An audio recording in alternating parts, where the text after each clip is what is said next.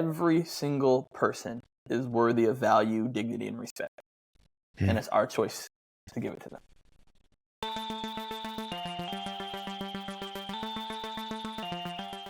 Justin, welcome to the show, man. Thank you so much, Aaron. Good to be on here, brother. Absolutely. First and most important question is, how are you doing? Like, actually, for real, how are you doing? Today's better. This weekend was really tough for me. I had like a series of things that happened with my daughter who just turned 13, and my wife, and an engagement. And so, like, I literally was on the plane crying this weekend, just going through, and it wasn't a good day. And I chose to lean in because I think, like, in social media, we often only see our great successes, right? Like, I just got this book award, I was on time, I was this. But I posted that today I wasn't okay. And I just want to be open, honest, vulnerable, raw. And I shared that I didn't need any motivational messages. I didn't need people to tell me it's going to be all right, that's silver lining or anything. I just wanted to share, I'm not doing okay today, and it's okay. All right. I have a therapist that I meet with monthly. And so I'm grateful that that's already built in. But I shared that this weekend, and it's got surprisingly got a lot of responses of people saying, like, wow, thank you. I needed to hear that. Thank you for being honest, that someone that society deems successful is also has days where they're not okay and crying on planes, right? And trying not to let the flight attendant see me, right? But today is a much better day. I was able to dig into my self-care, work out, and I did have some meaningful conversations the last couple of days to help it. So, and a long-winded answer is I'm doing much better today. Beautiful. Well, just so you know, I want every long-winded answer you have as long as possible. So that's good for me. But have you always felt normal about crying as a man? Has it always been natural to you, or is that something you've thought about more deeply as you've been a father and had kids and things of that nature? Yeah, I've taken a roller coaster ride on this one because I grew up single mom who raised me. And so people are like, oh, yeah, that seems like, of course you're going to be used to crying. But, I never saw my mom cry. There's only been one time in my life I ever saw my mom cry, and it's when my grandmother passed away at the funeral. And so I didn't see that modeled from my mom. I think my mom was a really strong woman. But I was a crier growing up. Like, I would watch My Girl and, like, see the scene with Macaulay Culkin and, and so I would often just cry because I really was connected to things like that. But then I was taught by my boys and other people that you don't cry, right? And so I went through this roller coaster of, like, I like crying, it's relieving, but I'm not supposed to cry because quote unquote real men don't cry, to the point right now it's like I want to model the behavior of crying. For me, it's a healthy outlet. It's expressing how I feel in that moment, and holding it in can be damaging. And so was I on the plane in the middle of the plane like, this is life, like, no, but I did have a tissue and it was wiping out my tears, and I was challenging myself just to be okay to cry, and I felt better the next day. But yeah, it's a roller coaster.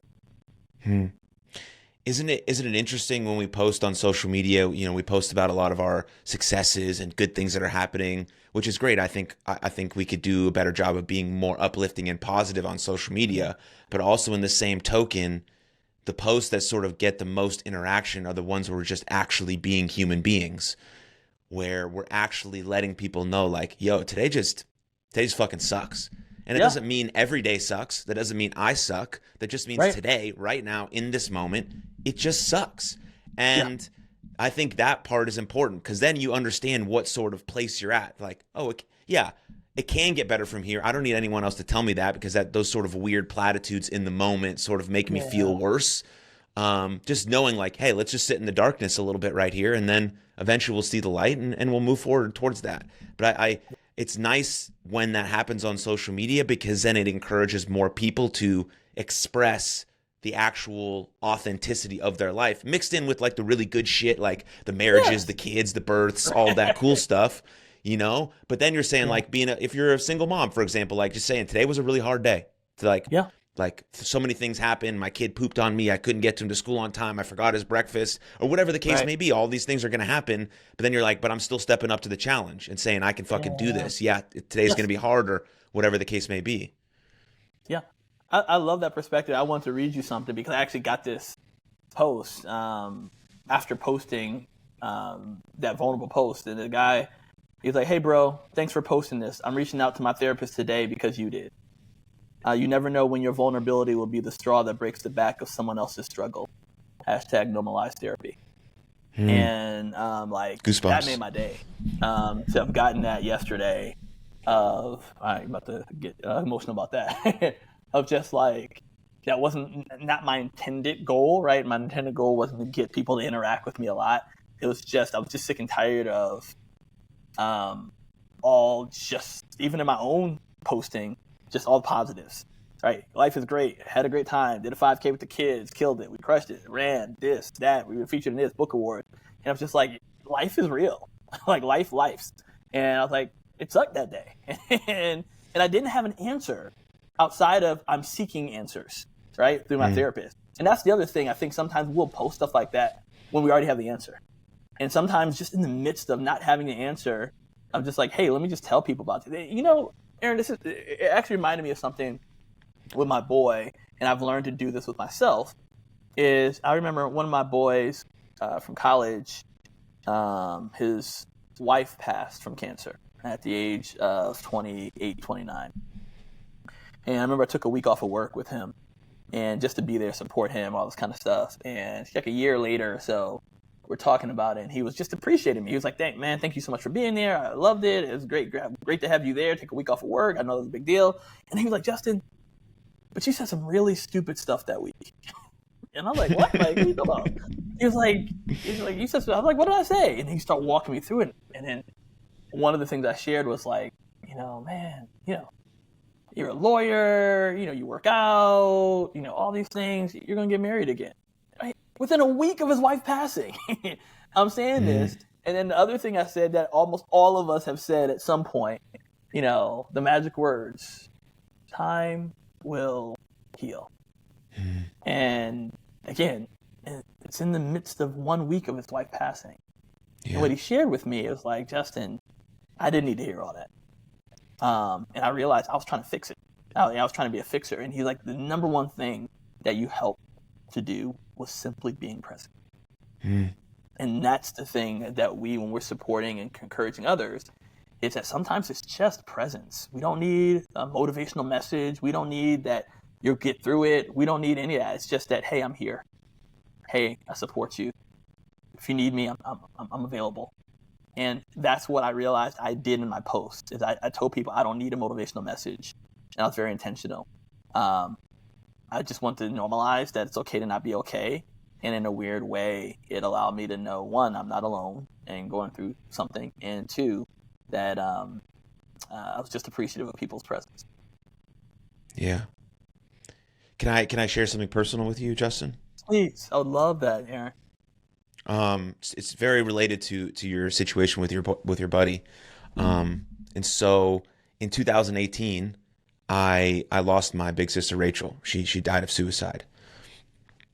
And in the same first few days, everyone's telling me it's gonna be okay. It's gonna be okay. It's gonna be okay.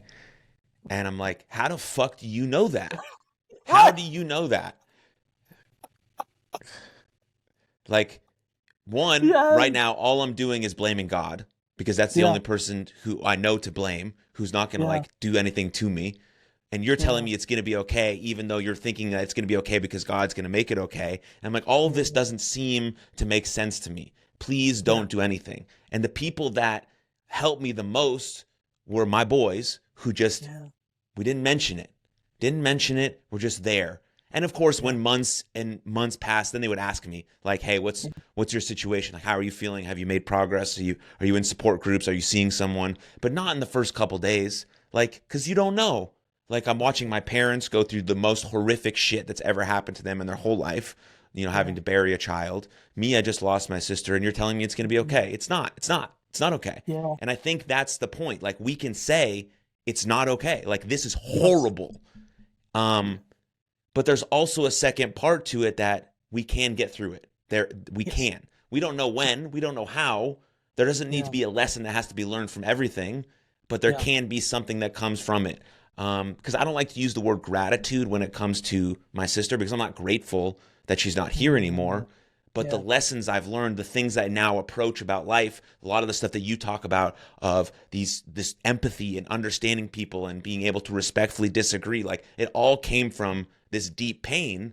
But I would still take her back in a moment, obviously. And so I think with your Yeah. buddy with his wife, but there's just these little nuances that you talk about in the gray area so heavily and so important that I think we have to understand a little bit more. For me, pain was the only motivator for change. It's the only thing, or else I would have just stayed the same because life was cool. It was good. Yeah. Life is even better now, which is a miracle and it's magical. But pain was really my only motivator for change. Have you found that to be similar in your life? Yes, at times. I also don't want it to be.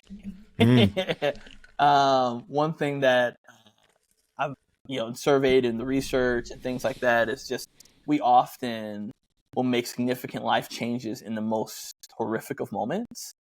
But my retort back to it is why?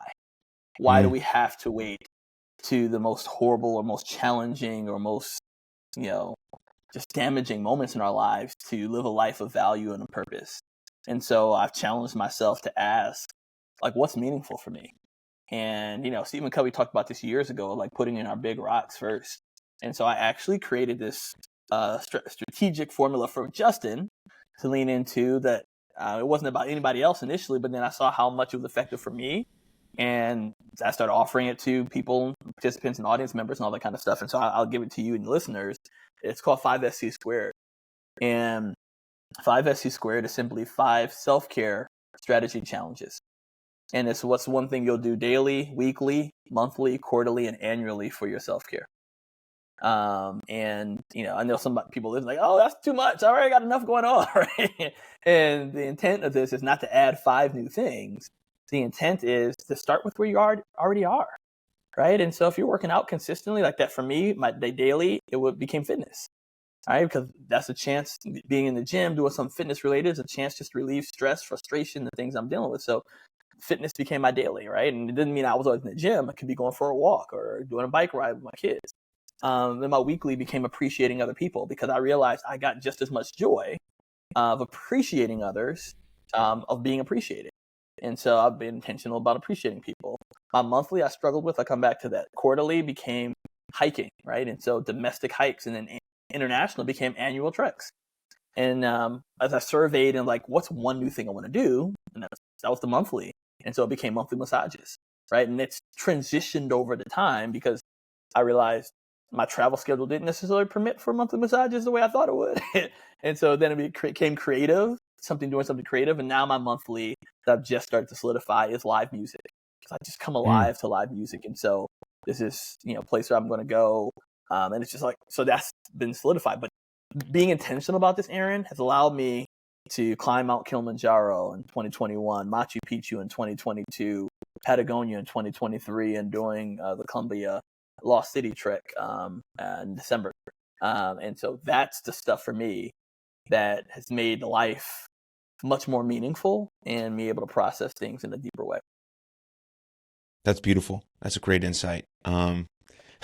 We're about 15 minutes into this episode, and I still really haven't asked you my first question, which is awesome. I love that. uh, that's perfect. But I think it still applies here. The reason I wanted to ask you this at the jump is because I'm recently married, and my wife and I are going to start trying to have kids soon. Yeah. So being a father and owning that role is something that I really look forward to. Now, my parents are amazing. They're still together. I really resonated with what you say about your mom because that's how I feel about my mom. And so shout out to those two ladies. But the question I wanted to ask in regards to that is, out of all the research you've done, what are maybe the most important 1 or 2 insights that you want your kids to take with you for the rest of their life? Hmm.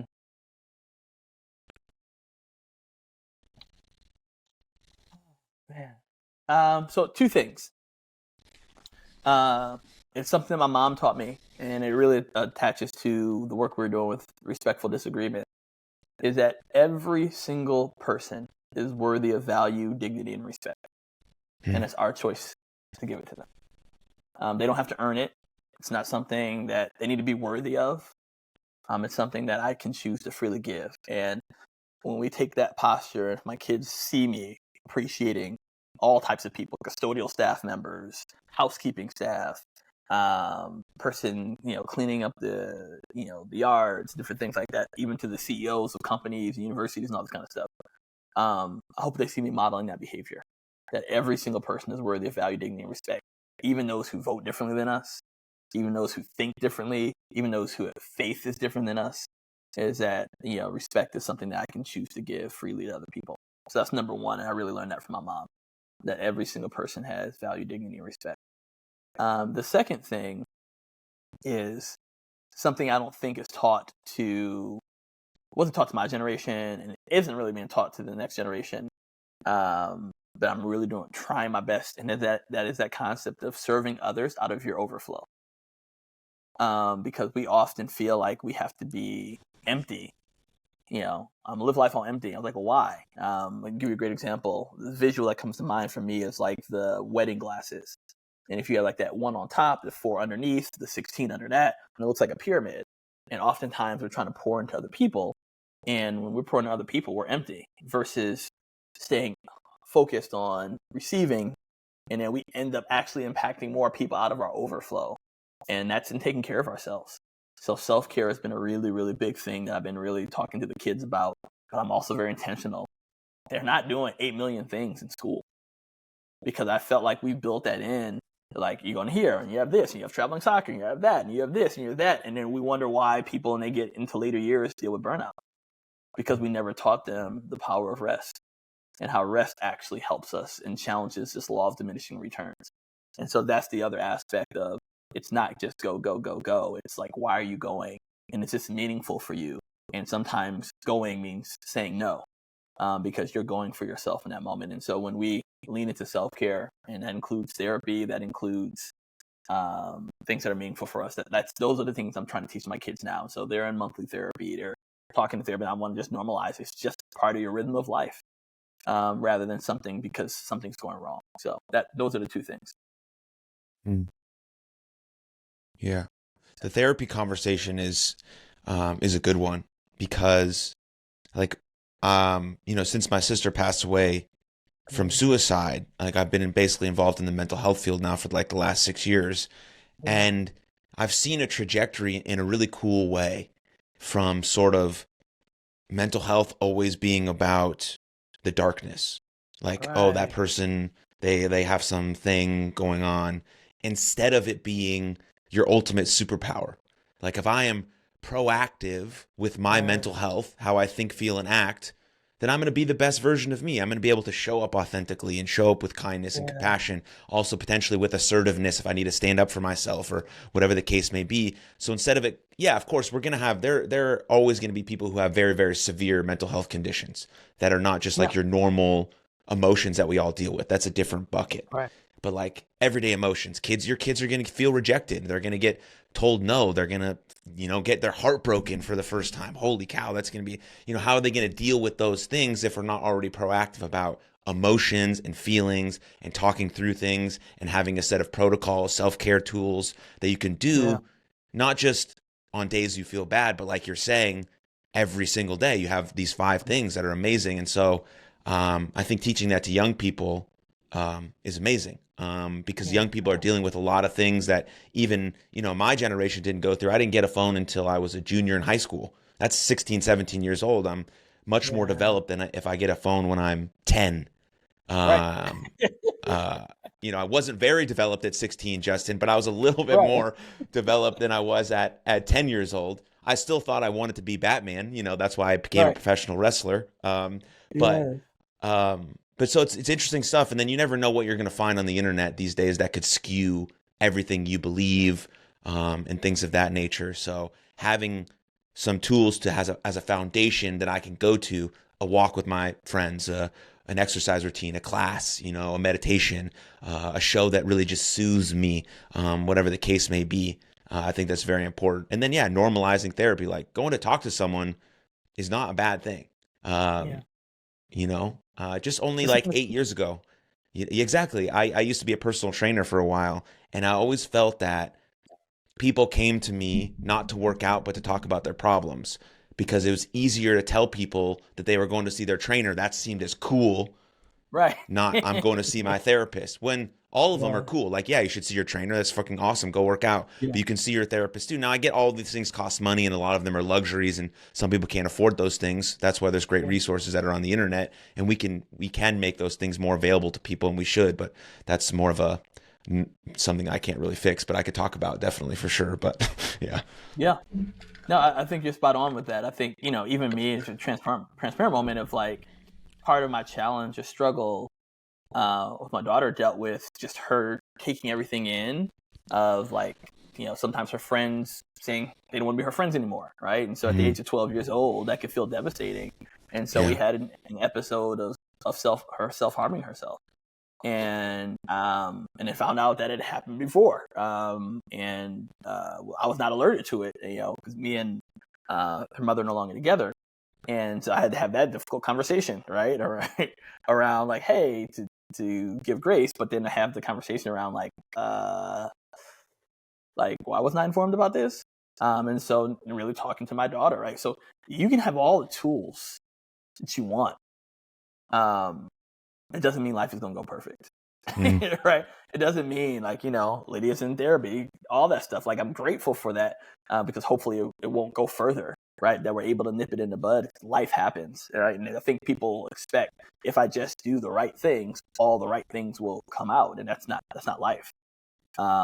It's navigating the waves of life, and you can do the right things, and great things may be great, and things may be horrible. And it's how we learn to navigate that. That's why one of my favorite books, it's a very short book, is a book called Man's Search for Meaning by Viktor Frankl. And Holocaust survivor, and just he talked about it was always a power of choice, that gap between stimulus and response. And that just literally transformed how I think about life, of just like I always have the power to choose, even if it's just how I choose to show up. So I think you're spot on. I'm trying my best to teach, but I want to be very clear because some people think if I just do the right things, then I'll have all the right outcomes, and that's just not real life. Yeah. Yeah, we have a saying with the team I coach. It's about progress over perfection, and that's all it is. Yeah. We can, there's an adage in sports that you should aim for perfection and you'll just land on excellence. I don't know. I don't like saying the word perfection though, because then it still circulates in the mind too much, and that's just going to be like, well, I wasn't perfect, but I landed on excellence. I'm just aiming for progress, a little bit better each and every day on some certain aspect. And so I think that's really quite powerful stuff. Yeah, and the way we frame that is we call it the tortoise principle, and it came from one of my favorite fables growing up. The tortoise and the hare. And for those who don't know that fable, it's like the tortoise and the hare about to race. It's a rabbit and a turtle, and of course, who's going to be faster? Well, the rabbit. The rabbit takes that for granted. It's like, oh, I'm faster than this turtle. I'm good, right? And so rabbit goes off like, oh, I'm leading so well. Let me just take a rest. And so goes into the little bushes and rests, and then wakes up and sees the turtle about to cross the finish line. And the rabbit's like, what's happened? Like, what's going on? And that's what I realized in life is that we put in so much stock and focus on being looking good initially. So we call it being a great hare. So it looks great, but there's no long-lasting substance. There's no foundation that's built. And so we challenge people to be the tortoise. Now, we're very careful because I think we've mislabeled the tortoise all these years. The tortoise wasn't slow. The tortoise was strategic. We Consistent. just labeled, it was strategic, consistent, resilient. We only called the tortoise slow because we compared it to the hare. But if we just looked at the tortoise running its own race and being consistent, being strategic, being focused, resilient, that it would have come out in a different way. And so I encourage people to embrace the tortoise approach. It's what will be the thing that will build solid foundations that will be long lasting. And one of those is therapy. One of those is getting help. One of those is personal trainer and fitness, and like all of these things mixed together can help us to ultimately show up better for ourselves and better for others. How did your relationship with your father, who was absent, impact you as a father? Whew. It impacted me in a multitude of ways. I think kind of the short end of that story is in 2019, I was going to go and confront my dad because he wasn't in my life. And so my parents divorced at 4. I would see my dad every other weekend, and then it became 1 weekend a month, and then sometimes 2 or 3 years where I didn't see or hear from my dad for a multitude of reasons and conflict between my mom and dad.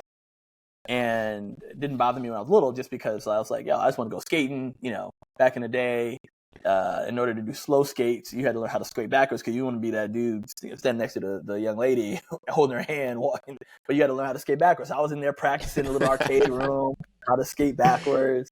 And so it didn't bother me when I was little. But as I got older, and I was in my low 30s at this time, man, it would just hit me. I was living in Mississippi, and I would just pull off the side of the road and just start weeping, bro.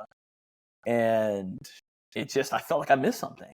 Now, what I'm not saying is because people grew up with both parents or guardians and stuff that they lived a perfect life, because I've heard those horror stories. But for me, I felt like I missed something. So in 2019, I was going to go confront my dad. And Will Smith style, right? And I'm talking about the Chris Rock version. I'm talking about the Fresh Prince of Bel-Air version, right? Where he was just in the macro of the episode, he was like, why didn't he love me? His dad came into his life. He left, didn't tell. And Will's left with all these emotions. And because I have a really good therapist and a great Leadership Charlotte cohort that challenged me from instead of going to confront my dad to going and hearing his story. And I had a participant came to me and she's like, man, they helped you to turn a confrontation into a conversation. And that was so powerful because when I went and said, hey, Dad, I realized I just never heard your story.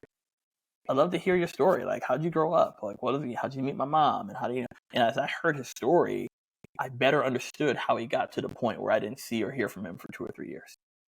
I still disagreed with the outcome, but I better understood how he got there.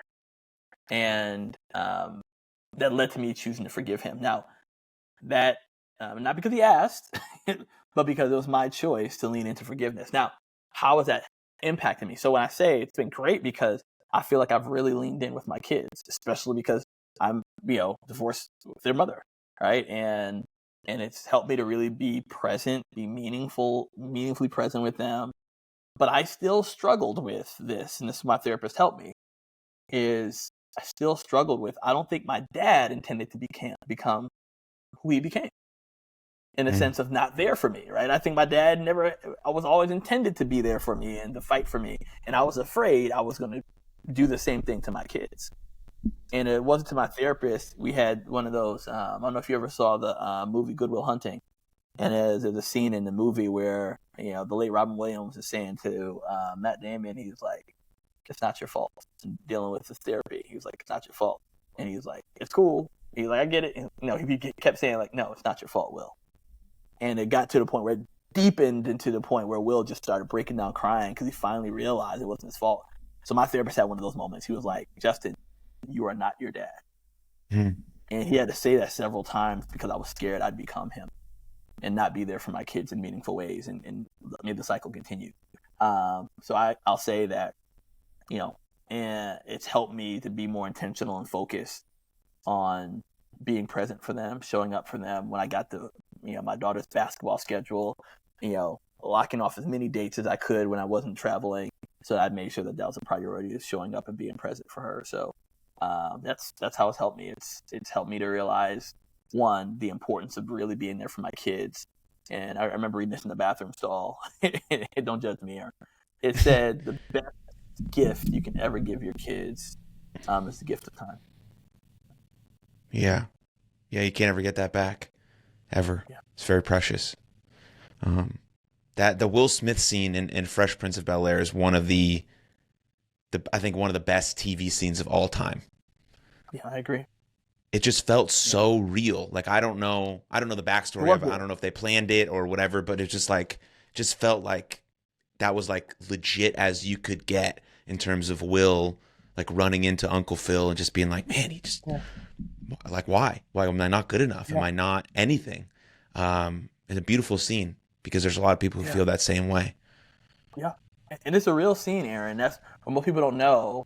Is it was all the stuff leading up to, like, he was like, that's cool, I'm gonna get married without him, I'm gonna have kids without him, I'm gonna do all this. And what most people didn't know, it was an unscripted moment where he fell into Uncle Phil's arms and he was like, why didn't he love me? And I feel like Will may have tapped into his own journey of his own story. And so that's why we all feel it when we watch it. You were describing it, I was getting goosebumps and tearing up because I was like, I remember that. And it's like, we all felt that in some way of like, even if we grew up with our dad, or our parents, it was like, we still felt it. And I felt it deeply because, like, that was the question I had. Like, why didn't you love me? And let me break the norm of this, because in describing a dad who is absent, we probably have our own idea of what an absentee parent is. Well, my dad was the chairperson of the economics department for Oakland University. My dad went on to work for United Nations and is a lecturer around the world about developing countries and economies, and lectures at Oxford and all the other places. So I had that dad wasn't just this dude who wasn't doing anything. My dad was highly societally successful, in my eyes, a workaholic, but he's doing his thing. And so my brothers lived a different life than I did, and there was some resentment of that, because me and my mom, we had a stint of being unhoused, and we grew up on welfare, and I grew up not having a lot of stuff and material possessions and things, which I'm grateful for now, because it's taught me a lot about me and myself and how to serve others. But my brothers went to international schools, and one was the Swedish ambassador's son's best friend, and one went to a boarding school that cost more for high school, that cost more than my college experience. And so, like, I just lived a different life, and I had to be okay of, like, J. Cole had this song that there's no such thing as a life that's better than yours. And, like, just that, like, he talks, it's like, you think that if you just get this one extra thing, or this one new thing, or if you just get this thing, he's like, no, there's no such thing as a life that's better than yours. And just that appreciation of contentment of my journey and how it's shaped me, has allowed me to live in my life in a way that's full of what you say, gratitude, and rather than resentment of what I didn't get. Yeah. J. Cole's amazing, by the way. Yeah. Have you listened to any of his interviews? He doesn't do a lot of them, but have you listened to any of them? I have not, but now you have tempted me to do this. Oh man! So if you resonate with his music, the way he is able to, like, articulate from, like, where he started about trying to just get money and money and money, that was the only thing that matters, to, like, where he is now and how he creates his art and what drives him and the way he can articulate his feelings. Oh, it's beautiful. I mean, you could just see the creative genius in his mind, just like turning as he's trying to speak about a dream guest for the podcast, J. Cole. So if anyone knows him, let's go. He's something for everyone. Yeah, that's right. But to sort of change gears a little bit more to, like, the concrete work that you're involved in, let's talk about diversity first. What do you think nowadays people are getting wrong about diversity, or how they think about diversity? Yeah, and it's not just nowadays. It's something I've been kind of sounding the alarm bells for the last 10 years, because I was getting it wrong. That I was talking about diversity and inclusion, and just as it relates to the big three, right? And when I said the big three, no, I'm not talking about Steph, KD, and Draymond, or whoever you want to put in the big three. But I meant, like, race, gender, and identity. And that's often, when it's talked about, talked about that way. And from a lot of people, including myself, many years ago. And the reason I knew this, because even in 2020 primaries, I remember the people come on the TV screen. It's like, we've just been to Iowa. We're headed to New Hampshire. But wait till we get to the more diverse states. And I remember screaming at the screen, like, no, because I've been to Iowa and New Hampshire. They're very diverse. The question is, what type of diversity are we talking about? Right. And that's where I've really challenged people. Diversity, at its simplest form, it just means difference. And so that's why I love when people say, I don't like diversity. I'm like, tell me more how you define diversity. That's my first response back. And they're like, oh, how dare you? I can't believe that. I was like, how do you define it? Because if you define it in that very limited way, then I can understand at times why it may be something that you don't get or don't, it's not a part of who you are. But I'm like, all of us are part of diversity. I don't care what you look like, or your background, how you identify, every single one of us, because we're different. And that's the beauty of it. Now, there are times in society and history that we have to, engage and take a greater perspective for other people. I'll give you a great example. Left-handed people, right? We didn't just keep on having right-handed gloves and forcing left-handed people to use right-handed gloves or right-handed clubs, right? When they're golfing, right? We created left-handed clubs for left-handed golfers, right? So that they could more easily utilize it. And so there's these places where at times need focus, but all of us are a part of diversity and inclusion. And so I think where we've gotten it wrong is we've attached it to the big three. I think where we've also gotten it wrong is that we've made it some big thing that requires this humongous, gregarious effort. And we're all inclusive in some way, right? That buddy that's a little bit different that you like, I don't know, but you still hanging with him anyway. That's a moment of inclusion, right? That like, I wouldn't do, he's a little sloppy when we go out and we hang out at the bar, right? It's like, I'm not sure. But you're still, it's my boy, right? And so like, that's a moment of inclusion. It's not, we make it often some very complicated thing. And I challenge people to start with where they are and then keep expanding. And so instead of making diversity and inclusion some big initiative, what if we made it just a part of who we are, right? That we're creating these spaces where we can appreciate and value people. Now, it also doesn't mean I'm holding hands and singing Kumbaya with you. That we're just all operating unity, like like Kumbaya, like that's not real diversity. Like real diversity is when I can disagree with you and still respect you. And so we've been really hitting hard on this message is that, a lot of people just like, you just need to be more open-minded. And I think there are times where open-mindedness works, Aaron, but like there's things that you and I are closed-minded on, right? Like there's just things that like, I'm just sorry, I'm closed-minded on this. But even when we're closed-minded, we should never stop being open-hearted. And that's our true message around respectful disagreement, is that I can say, hey, this is my value, and I'm likely not going to change on this, but I can still value you, right? Yeah. I can still value who you are, even if I don't value your ideology. And that for me is where I think we can do a better job with the conversation around diversity and inclusion. That is about all of us. It's not some big initiative. And really it's creating spaces where people feel valued, seen, heard, even if we disagree with ideology. Yeah. Yeah. I think about diversity like coming from a place of like, you are the only person that's ever existed that is exactly like you. And if we have that in mind, then we're diverse no matter what. Like I'm Jewish, and if I go to my synagogue and I meet another dude who's 32 years old, just like me, who grew up in the same street as I did, who's also Jewish, we're totally fucking different. He didn't play sports. Right. He didn't have the same, he wasn't in the same locker rooms that I was in.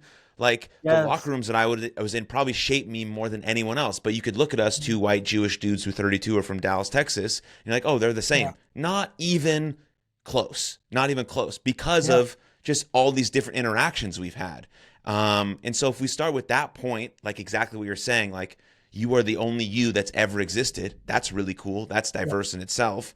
Then of course, with more like things that need more serious attention, then you can drill down and focus on that a bit more. But if people come from that place, I think because a lot of people are like turned off from the word diversity now because they think they think it's associated with just these weird ideologies that people are really committed to, and then they don't see the fuller picture of what diversity is. It's what makes America great.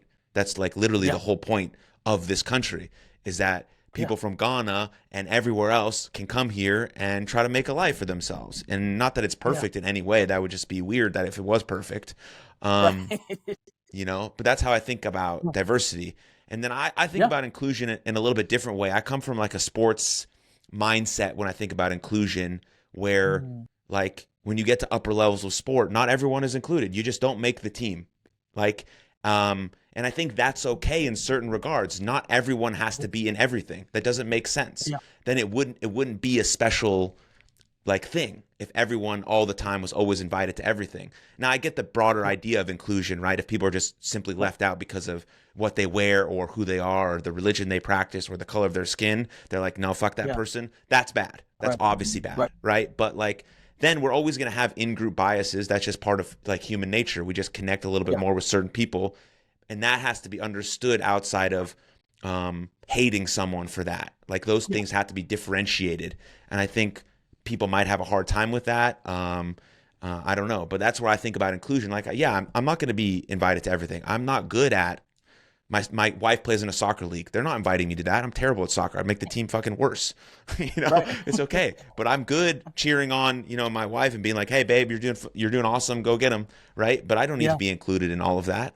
So I think Yeah. people get sort of misunderstood from these words. Like they just see them and they're like, "No, I'm turned off by them. So I'm not gonna, what's the word?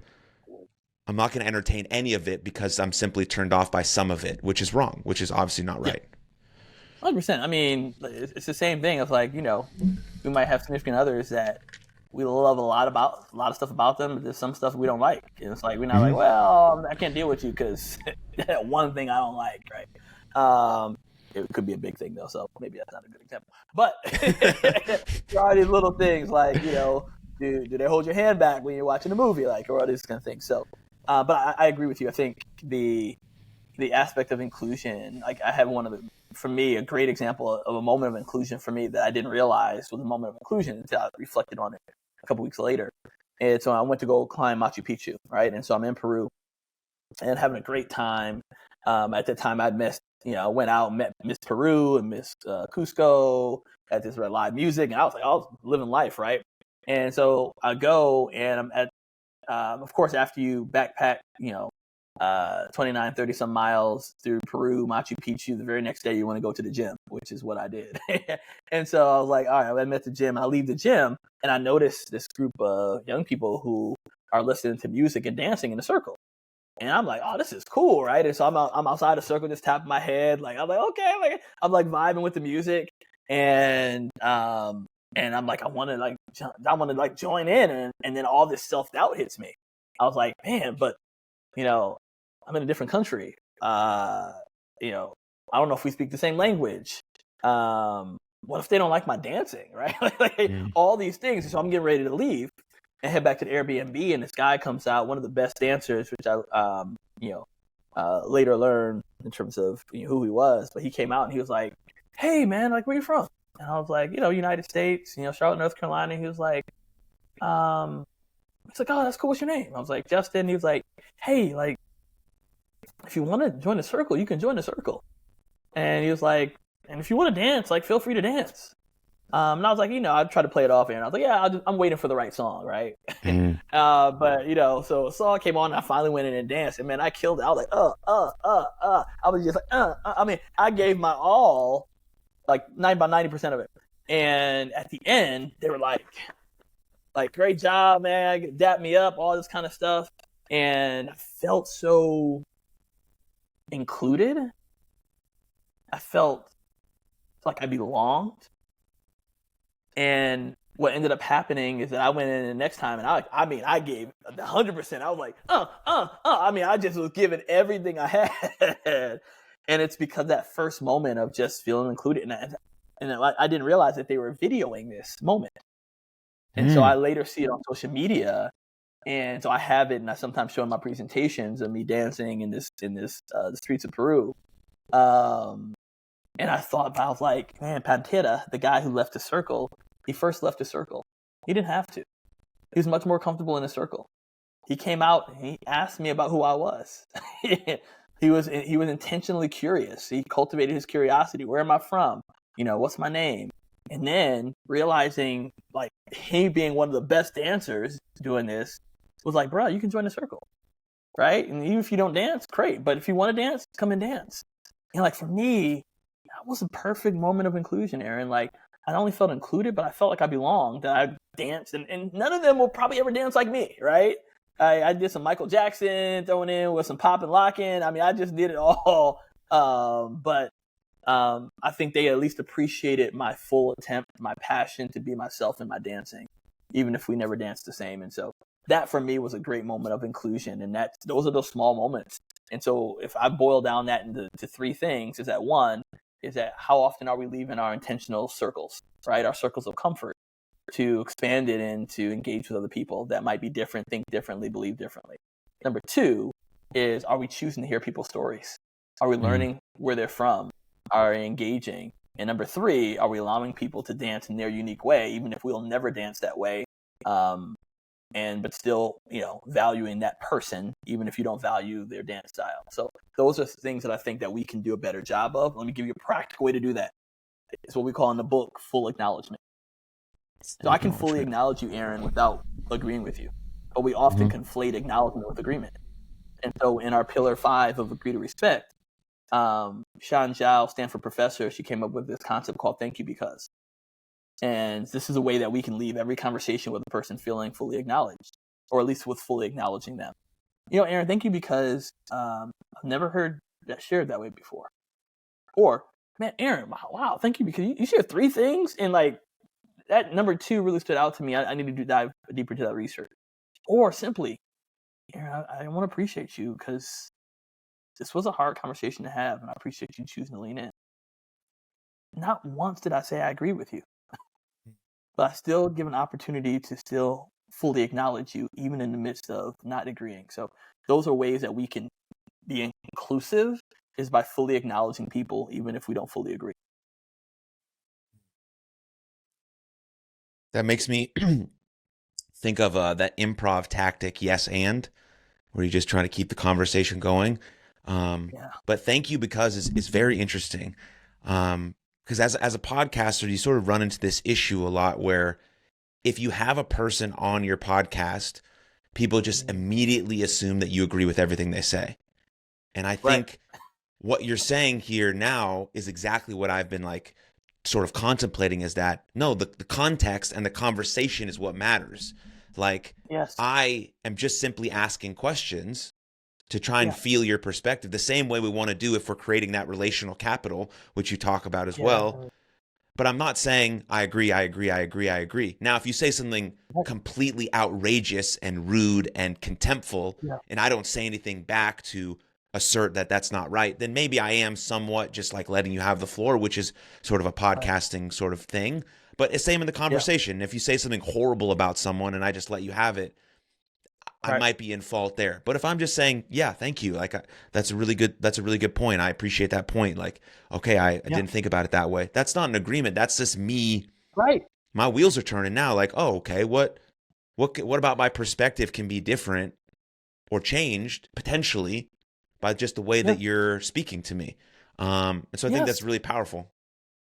Yeah, no, and I love that you said that because this whole notion, and we didn't put this in the book, but it's come up from doing like a lot of presentations on it, is we're always really in our conversations, we're often so focused on winning the debate, winning the conversation. And we've been challenging people. What if the new winning was simply learning? What if we went into this conversation with like, my winning is I learned something new about you. I learned something new about your perspective, or I even learned something new about myself as I experienced you and your new perspective, right? If we go into it with that, like, what can I learn? It changes the dynamic of trying to one up that person, but have you heard of this statistic, or have you heard of this fact? Or, I've leaned into many conversations where I said, Justin, what can you learn? And I literally do it in third person, right? This aspect of cognitive dissonance, what psychologists talk about, where it helps with my emotional regulation when I talk about myself in third person. Where if I say, hey, Justin, what new can you learn in this conversation? It gives me just a little enough of space that I can think more logically rather than emotionally about the conversation and how I'm leaning into it. And so that's one way that we can go into these conversations of just like, what can I learn? And that for me is the new winning, is learning. Yeah, that's amazing. So we've mentioned it a couple times, but your book, your newest book, I Respectfully Disagree. Was this a book that you wanted to write or felt like you had to write? The latter. I didn't plan on writing this book. I didn't even plan, to be honest with you. It's not a diversity and inclusion book. It covers some issues of that, but it's really a conflict resolution book. And like, I didn't plan on being in the space of DNI at all, because I didn't want to be the black guy doing DNI work, right? I have my MBA in leadership and organizational change. I have a lot of background, Fortune 500 companies, all this kind of stuff. And so that came forward in a way of like, I felt like I was helping people in a really practical way. And so I felt compelled to lean into that space. The same way around I Respectfully Disagree. So one of the statements I would make in our inclusive mindset sessions were that we can vehemently disagree with someone's ideology and still passionately pursue their humanity. And people was always like this audible, like, ooh, like, oh, that's, and then people would come up afterwards, like, Justin, I love that quote, but like, how do I do it? Or they would say, like, well, what if they believe this, right? And so this became my answer to my participants consistently asking, how do I do it? And so we decided to write the book, and I'm constantly asking, am I providing value for the things that our people are asking for? And that was one of the things that kept coming up is, how do I have these conversations with people who I just disagree with? And how do I make it where it's not where I'm blocking them or deleting them or removing them from my social media or all these kind of things or from my life, but how do I really lean into who they are? And so we did the research, and we found these 5 pillars were, there could have been 100 pillars, but these 5 pillars really rose to the top of ways to not just have these difficult conversations, but even what do you do before the difficult conversation happens?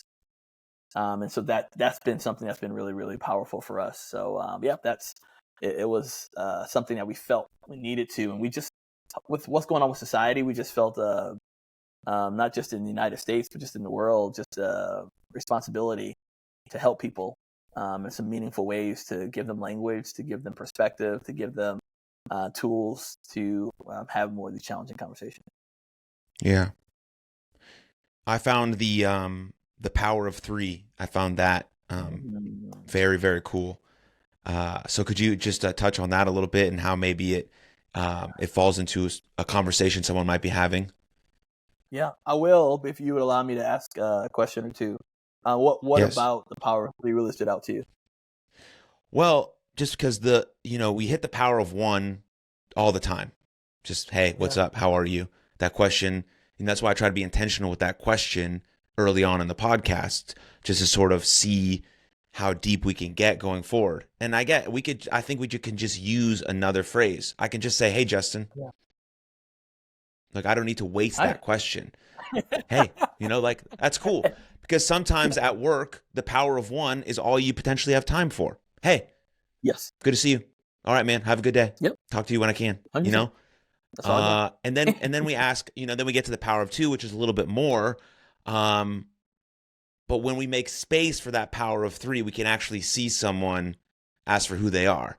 And so I think that's where, once you get to the power of 3, that's the only really way you can feel maybe that you can respectfully disagree. The other points you might, as you put in the book, which I found also really cool, disrespectfully agreeing. I think when we don't get to the power of 3, that's what we're going to do, because we don't want to be quote unquote mean. We don't want to hurt anyone's feeling, but we actually are, because we're just talking shit behind their back by disrespectfully agreeing and saying their idea was stupid when we haven't gotten to the power of 3. And I get you're not going to get to this place with everyone at work. It's impossible. Right? Yes. And so sometimes casual encounters and just a coworker is great. But if you really want to get good stuff, this is where you have to get. Then you have that what's the power to say, I don't agree with you there, and here's why. And you've made that, and you've built up enough capital, or you've put enough money in the emotional bank account, as Stephen Covey talks about, mentioned earlier.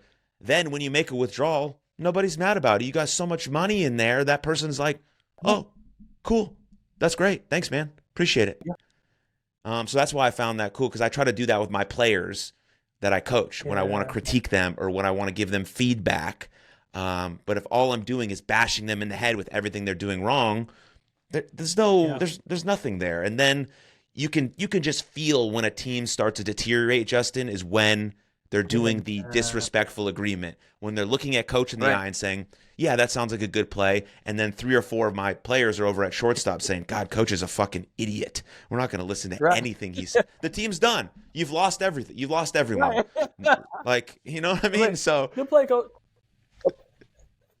So I think that's genius.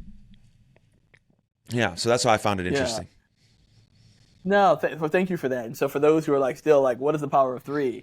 It's our method of deep listening, because we live in a distracted world. And one of the things we realized is that oftentimes, especially with someone we're disagreeing with, and even if those we're not, we don't listen deeply to them. We're listening to respond. We're listening to tell them our perspective. We're listening to refute what they're sharing. And so the power of three was, we call it combating our double Dutch style of communication. And so for those who don't know double Dutch is not just one rope, it's two ropes. It's somebody waiting to jump in like, and that's how we communicate. We're waiting to jump in, like, take a breath, take a pause. This is why I disagree with you. And power of three slows things down for a moment and challenges us to think deeply. And so power of one, I'll give you a great example. If I was like, hey, Aaron, how's your day today? And you're like, my day's fine. Like, my day's fine too. That's power of one, right? And to your point, can't do power of three with everybody. So sometimes that's where it is. Power of two is, oh, awesome. What made your day fine? Or what made your weekend good? Right? And then you're like, oh, yeah, I have practice with the team, da-da-da. And I'm like, oh, wow, like, that's pretty dope, man. So what are some of the things that y'all did in practice? Right? And now you're going into things like, oh, man, we did this one drill, and the kids really just got it, and it was just awesome. And like, oh, man, this is awesome. But now I'm seeing what matters to you, what you come alive with, because I'm choosing to lean more into your story. But oftentimes, whether we disagree or not, we end up taking control of people's stories. So imagine, you're talking about, like, hey, how was your weekend? It's like, oh, I had a great practice. That's awesome. I'm like, man, I remember when I played baseball, man. Like, those were the days, man. Those practices were, and I didn't even ask you what made your practice great. But now I've just taken over your story, and you may have wanted to talk more about it. And that's one of the things I think we need to be mindful of, is that in our desire to make connections with people, we sometimes end up taking control. And so one way to challenge that taking control is the power of three. So if you're listening to people's stories, that's great. Now, if you're like, Justin, well, where do I do this? Well, one thing we challenge people to do is what we call one meaningful connection per week, where you might build in 15 to 20 minutes of time in your calendar, put it in your calendar, have a meaningful conversation with someone, one of your boys, one of your friends, colleague, worker, like whatever that thing may be. And if you like, Justin, that's too much because that's 52.14 times a year. Well, flip the W upside down and make it one meaningful connection per month. And maybe that's a lunch. Maybe that's a longer time. Maybe that's a game where, you're going to watch a game with someone and whatever that may be. But it's choosing to have those intentional conversations where you're able to hear people's stories, where you're able to learn more about them. And we'll give one question to consider asking. We use this in our learning experiences, and it's been a powerful one, is what has been a meaningful moment in your life that shaped who you are today? And the reason I love that question, and don't go around asking strangers this question, by the way, because hashtag security might be called. You run up on somebody like, hey, what's been a meaningful moment in your life? But in talking to somebody, like, one thing I've been learning, you listen to this weird dude named Justin, bald-headed guy, and he was talking to this really, really jacked dude, Aaron, and they were challenging me to ask more meaningful questions. And like, I realized, like, hey, like, what's something that shaped who you are, man? Like, and allowing people to just like to either lean into it or like, yeah, I don't want to talk about that now. I'm like, cool, all right. If you ever want to talk about it, great. And if they want to, they can lean in like, you know what, man, one of the things growing up I faced was blah, blah, blah. And now you're learning about people. And the power of that is in these learning experiences, man. I had one CEO of this company in Canada. I was just like, yo, I've known this worker, and this worker's been with me for 35 years, and I've never heard this story. And I thought I knew everything about them. And that leads me to the statement is that we often kind of know just the surface level of people. All right. And it's like, because we're asking surface level questions, we're staying in that surface level place. Oh, how you doing? Oh, I'm great. All right, great. And we never get deeper in terms of like what their story is. The same thing I had to ask my dad, right? What brought you to our company? What brought you to our community? When you move here? Like what, all these things. And it allows us to have more important conversations. Now, here's the end of this. If you don't know what else to ask, use the power three words, tell me more. It's not about having all the right questions. It's giving people permission to keep going. And that's sometimes in the power of three. And if you're like, hey, well, like, oh, how do I have this conversation? If you don't have to go asking big questions. Just listen to people. People will tell you what's important to them. The question is, are we deeply listening? Are we diving deeper? Or are we now taking over their story with our own? Yeah. Very powerful. Very powerful. What's one thing, if people read the whole book, you think they're missing that is very important? State that question differently. I want to make sure I understand it, please. So there's big things in the book that people will capture, but maybe Right. they miss something in the book that you think is very important. That maybe they just overlook. They don't spend enough time on it. Something like that. Yeah. It's the concept of respect. Hmm. It's why chapter 2 for us is why I respectfully disagree with Aretha Franklin. She had a song called Respect. Respect. Find out what it means to me. And there's this part where she's like, respect just a little bit, respect. And I was like, we don't need a little bit of respect. We need a whole lot in our society. And so just this concept of that I have the choice to respect people. I think people get lost in how we've normally defined respect. And so even in the book, we created what we call the 10 characteristics of golden respect, where we challenge the societal view of how some people might define respect. Like I've heard some people say, you got to earn my respect. And we're like, why? With this whole concept where the person has to earn your respect, why can't you choose to freely give it to them? Because we've often conflated respect with honor. And so really when someone says, you know what, you just lost my respect. No, if you can choose to give it to them, it's not a thing that they can lose or not lose. It's your choice. But they might have lost that position of high esteem for you. They might have lost the position of honor of how you may have placed them in a high regard. But that's not respect. Respect is simply seeing the value and dignity of every person and choosing to show them that value and dignity. Not what they believe, not even how they behave at times, but who they are as an individual. Let me give you a classic example of this, right? That blows my mind. This New York Times article came out about this guy named Daryl. And Daryl's this black musician guy. And Daryl befriended Ku Klux Klan members, not because they were thinking about getting out, but just he simply valued who they were as individuals. And through the process of befriending them, over like 200 of them like turned in their robes. And it wasn't, he was like, just like, I'm gonna be your friend and we're gonna talk. And there's many people who didn't turn in their robes, right? But what I appreciate that Daryl leaned into is like, even we may have vastly different ideologies, I'm gonna still choose to respect you, not because you're wondering, should I get out, should I not, but simply because I value who you are as a person. Can everybody do that? No. But I love that example of Daryl, of just his persistence over the course of years of just befriending Ku Klux Klan members and the impact that he was able to have and just showing that he can humanize them even at times if they dehumanize him. Amazing. Well, Justin, is there anything that I didn't ask you that you want to touch on that seems important, or how are you feeling? I'd say with people that this is a process, right? It's about progression, not perfection. It's about taking the tortoise principle, because will you make mistakes? Yes. When I was writing, I respectfully disagree. I disrespectfully disagree with someone on my writing retreat. So let me be very clear. I still disrespectfully disagree with people. What I've learned from it is I apologize quicker now. And I get back on to the 5 pillars of challenging my perspective, being a student, cultivating my curiosity, seeking to gray, and agreeing to respect. And all of those things, it's like I've become better at it, even if I'll never be perfect at it. And so I want to encourage people that this is not a journey of perfection, that in what Carol Dweck talks about in her book Mindset, it's about how do I consistently grow. Like this growth mindset is that I get better, that failure is just another data point for learning. It's not final. And so I want to encourage people to practice some of these principles, practice listening to people. And you may mess up, you may jump in and take over their story. And that's okay. Come back and say, you know what, I just jumped in and took over the story. I want to come back to what you said about, practice. Like, talk to me about your practice. Like, do you practice every day?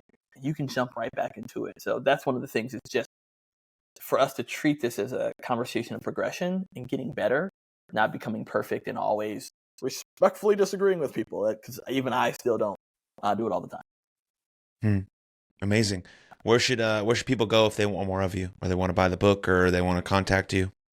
Yeah, so the book's everywhere. You can check that out, but you can go to howtorespectfullydisagree.com, where you can find more information about respectful disagreement and our quiz that's coming out, which we're really excited about, and overallworkmeaningful.com. That's our larger organization where we focus on employee experience and inclusion. And I love LinkedIn. LinkedIn is my favorite place to go. I'm sometimes on IG and stuff, but LinkedIn is the place, Justin Jones-Fosu. So I'm there. I'm goofy. You're going to get my goofiness. You're going to get my real, authentic self. And, my dancing self. I'll be up on the club and they're dancing in the videos, like, Suge Knight, sorry. Probably a bad reference right now. But I'd love to connect with people and just have some real conversation. Well, thank you, Justin. It's an absolute pleasure to talk to you, and thank you truly for the work that you're doing and the lives you're impacting. So thank you, man. Thank you, Aaron. And I know we got to go, but if I could ask you one last question, based upon our conversation today, what's one thing that stood out the most to you? Well, I mean, I've been basically listening to you talk for like the last 3 days in sort of preparation for this. But the disrespectful agreement is really what stands out to me. Because I see that a lot. I know that I did that a lot with my sort of coaches growing up, because I thought I knew better. Instead, I could have said, I don't understand that, or that doesn't make sense to me, or could you explain it in a different way? And so now, as a person who's trying to lead young people, I want to be able to read body language a little bit and have a good enough relationship where they feel like they can be honest with Coach Aaron and say, that coach, that just doesn't. So that really was powerful to me. And the listening portion was also really impactful to me, because this podcast was the only reason that I became good at listening, because I just sort of was forced to listen, or else you say shit that doesn't make sense. You veer off the conversation. You're not listening to the guests. Like you're asking weird. Like I wasn't very good. I still could improve a lot, obviously, but you have to force yourself to listen. And then that translates into my real life, where I can listen to my friends and my wife and my parents better. And again, so those two things were really important, because I've seen them in real time, and then you putting words to those actions was quite cool for me. Thank you for that, Aaron. And so I'll end with this, because you said something that sometimes I think, to your point, your question of what people can miss, is that as leaders, we can create those spaces where people feel more able to respectfully disagree. So to your point, right, it's not even always, like, I love the body language stuff, because we need to be able to better understand that. But it's telling our players, it's telling the people in our lives, hey, like, I want you to disagree with me. Because disagreement helps us to actually get better. And so even me telling my team, like, hey, I have this idea. I want you to tell me how this won't work.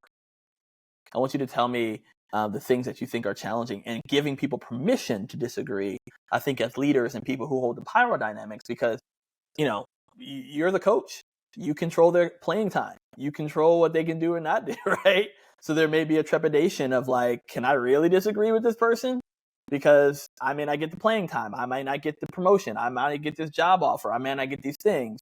So we as leaders can do a good job, or better job, of creating these spaces where we not only enforce that we want disagreement, 2, that healthy conflict is better for us and our teams, 3, that we reward it. So when somebody does disagree, we don't immediately bash them down. We're like, thank you, James. I appreciate you sharing that different perspective, because I think it's going to help us to find something that's even better than what I thought of, right? Or the play that I was going to consider. That's the type of stuff that we can do better as leaders, to cultivate those environments where people feel like they can do it, because they're going to test us out. They'll be like, oh, did coach go to a workshop? Because he's asking us questions about we can disagree, and he's telling us we can, and they're going to test you out. They're going to see. And the first time, if you like smack their hand because they disagreed with your call, all right, they're going to be like, no, he didn't really want that for real. He was just saying, it was just emotions. So anyway, but that's, I think, as leaders, we hope we can do a better job of creating those cultures. So I appreciate you leaning into that, Aaron, and thank you for how you choose to coach your players.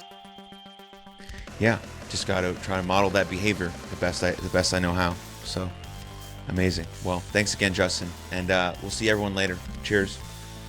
Thank you very much for tuning into that episode. And if you enjoyed it, click right here for another full-length episode of the podcast. And please don't forget to subscribe. But most importantly, above all else, please take good care of yourselves and others. And I'll see you next time. Lots of love. Cheers.